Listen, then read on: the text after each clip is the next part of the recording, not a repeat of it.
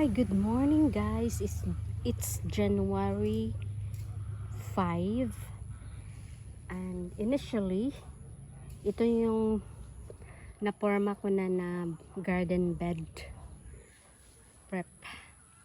Ayan, puro lang ano muna outline ng bed. Tapos nilagyan ko siya ng bunot sa niyog. So ito na yun guys, dito pala yung daanan. Ayan, pag dumaan ka may access ka dyan, and then dito, so yan yung bed na pa L, at ito yung daanan niya. Ayan, initially ganon. Tapos dito may daanan din siya guys. Ayan, pupormahin ko pa rin dyan kasi may mga ano pa doon, kasi pa yun yung bunot ng niyog. So ayun guys, ang itanim ko dyan is may mga seedlings na akong binili online. Tataniman ko ng sibuyas, pichay, at ano pa, basta ang dami, nakalimutan ko yung iba kung ano yun. So yung mga daily consume na mga veggies nga pwedeng stir fry or pwede siyang steam. Ayan, yan ang itanim ko dyan para magkaroon ako ng veggies everyday sa hapagkainan, kasi yun talaga ang maganda sa health natin kung magkaroon tayo ng vegetables lagi sa ating hapagkainan. Ayun guys, so bukod sa sa mga kamuti tops, pwede naman yun kainin. Meron din akong sibuyas, pichay, at saka meron din ako dyang, dapat meron ding cucumber for salad. Ayan, at saka carrots na rin, di ba? So after nitong pagporma, maghakot na ako ng mga ilalagay dyan, like mga leaves, mga dried leaves, then chicken manure at soil. Tapos i-mix ko na. Tapos may ipa. Yun talaga guys ang maganda. At plano ko din lagyan ko na rin taniman ko na rin ng malunggay. Para maraming malunggay, di ba? Malunggay, papaya. Ayan, lilinisin ko yung madamo dyan. At para naman maging useful yung soil na vacant, diba? Agree? So punta muna ako sa manok guys, kung ano nang nangyari, marami na bang itlog. Ayan, busy siyang nagtuka ng mga nakalagay na dyan. Ito guys, talisay. Si Bruno naman tulog na tulog dyan. Kasi kagabi, gising na gising yan.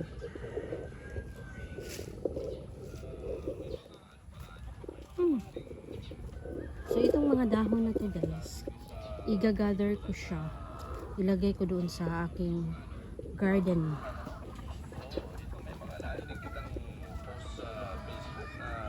Ayan. Pati dyan may mga dahon-dahon. At saka itong nakasakong ipot. Yan, ilalagay ko na rin yan doon. Para maging fertilizer. Para ma-enhance yung quality ng soil.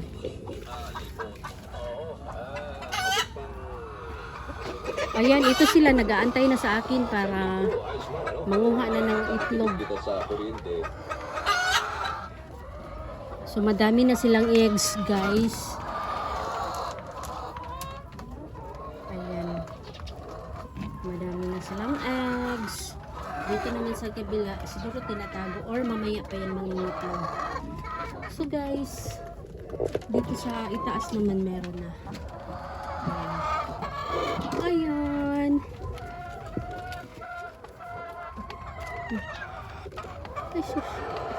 Ayan guys. Tutulungan ko siya guys para mailabas yung ano. Kasi pag hindi ko siya tulungan, tutukain ng ano, iba.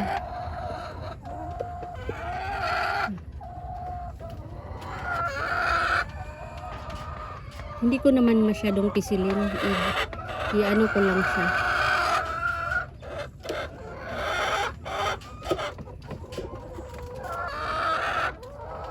Ayun.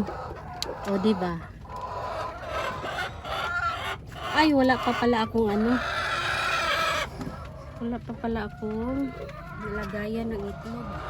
Ayun, ang dami ng itlog, guys. So, kailangan ko siyang ma-gather talaga. Ito ding isa, siguro nangingitlog din ito. Ano, meron ka ng itlog? Ay, sos. Ito, tutulungan ko rin siya. Dali. Dali.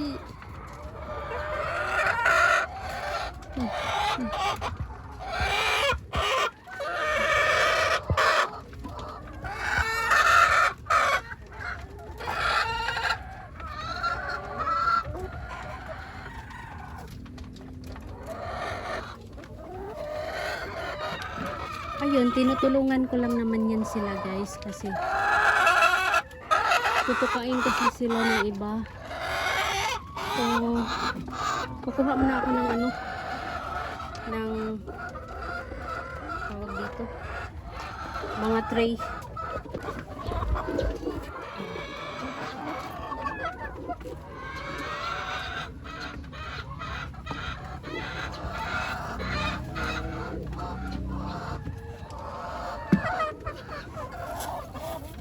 So pag ganito guys, makita mo happy ka, 'di ba?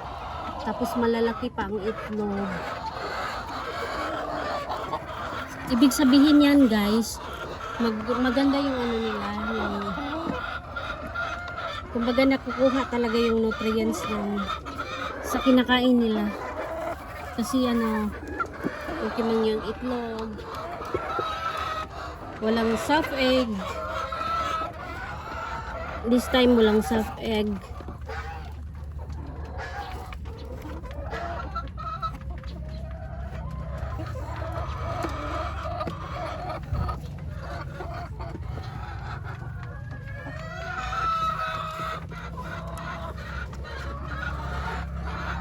Normally guys, ang ipot is medyo may amoy talaga siya. As in ipot.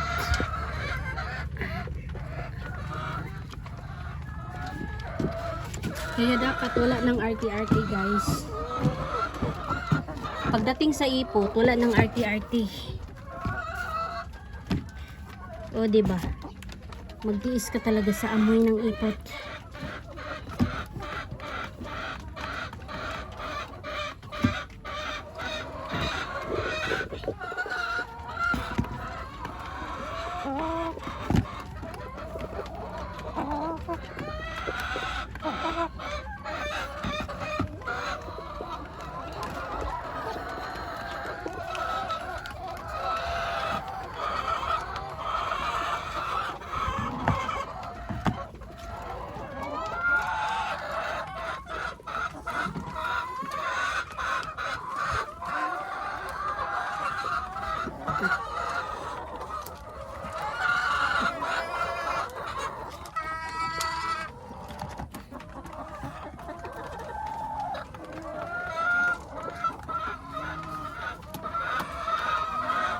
May mga ibang manok, nagtatago sila ng itlog.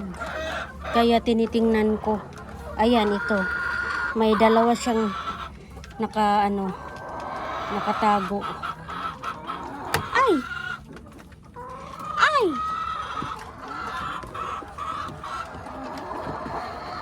Tinatago niya ang itlog.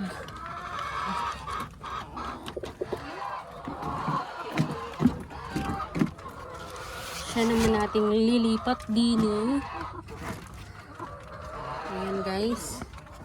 Meron pa din guys. Ay, nag-aaway sila. Ayan, mayroon pa dyan.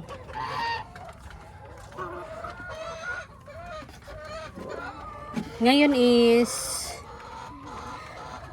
almost 9 in the morning. Kaya marami na silang marami ng itlog. Marami na sa kanila ang nangingitlog. Yun ang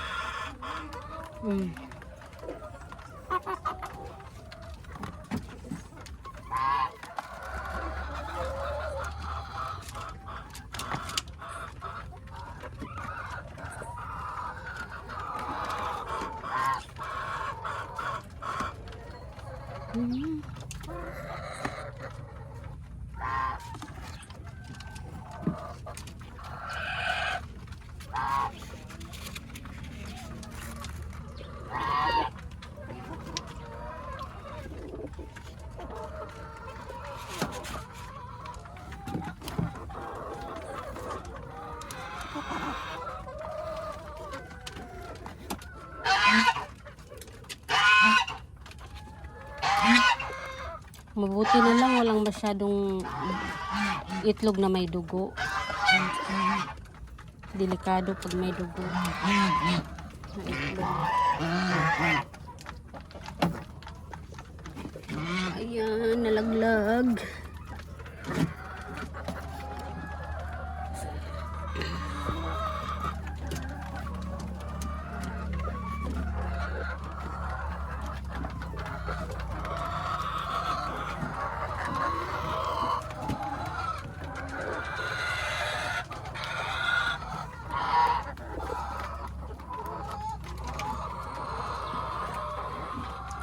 Okay man sila.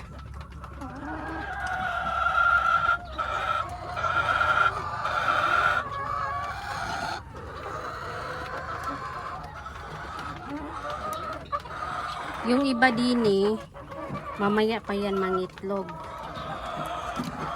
So, ang kulang na lang, 1, 2, 3, 4, 8, plus, nasa mga 12, ay, no. Nasa mga 15 ang kulang. 15 ang kulang sa na hindi pa nangitlog. Ayan guys. So ito malaki guys. Kaya ibukod ko yan kasi hindi magkasya sa sa tray. So doon naman ako sa kabila. Ayan pag matapos siyang mangitlog, matutulog yan. Kaya mamaya ulit, pagkagising, tulog manok. Mamaya, kakain na naman yan sila. So doon naman ako sa kabila guys. Meron na namang naglalaglag. Kukunin ko kasi baka mapagtripan na tukain, sayang guys.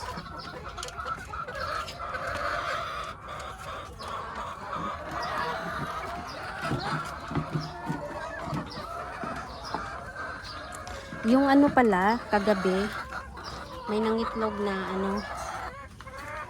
itik.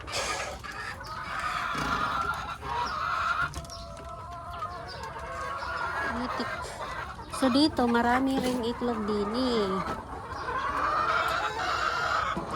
Kaya gather na tayo ng itlog.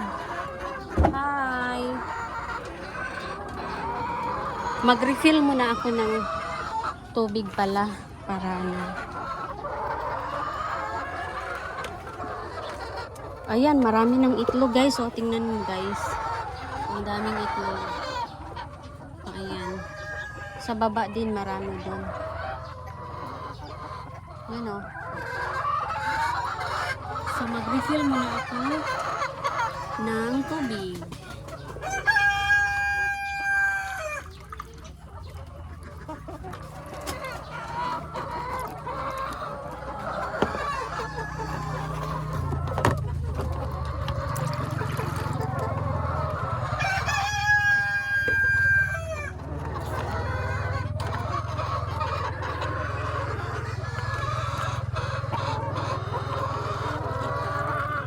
Sa isang araw guys, 2 beses ako hugas ng kanilang inuman.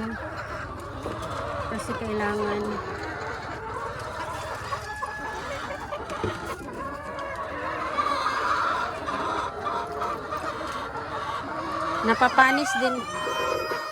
napapanis din naman kasi yung ano, yung tubig. Lalo na pag may nilalagay ng vitamins.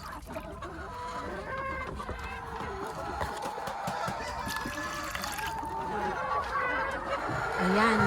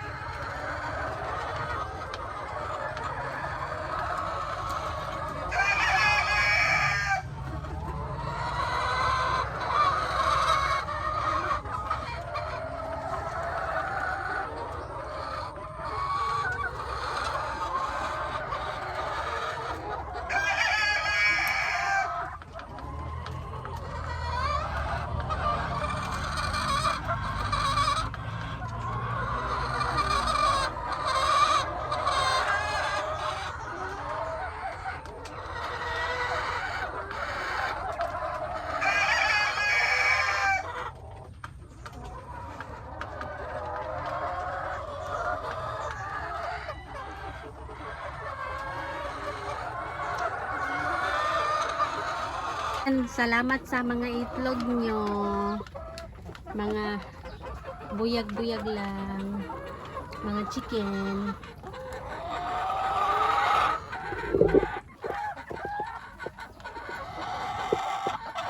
Ito guys, tinatakpan ko ng ng kawayan.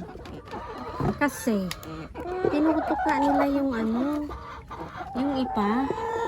Kumakain sila ng ipa. Kumakain sila ng ipa, uubusin nila. Ayan. Salamat sa eggs, mga chicken. So, dito na ako. At mag-prepare na ako ng agahan. Since ngayon guys, gloomy, lagyan ko muna ng ilaw para ang itlog nila ay maganda.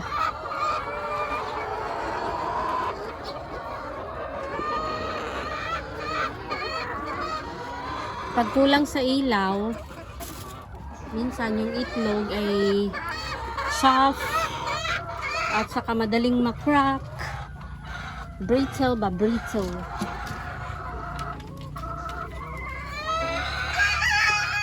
So far, may tubig pa naman siguro sila. Kaya mamaya babalikan ko na lang sila para mag-refill ng tubig.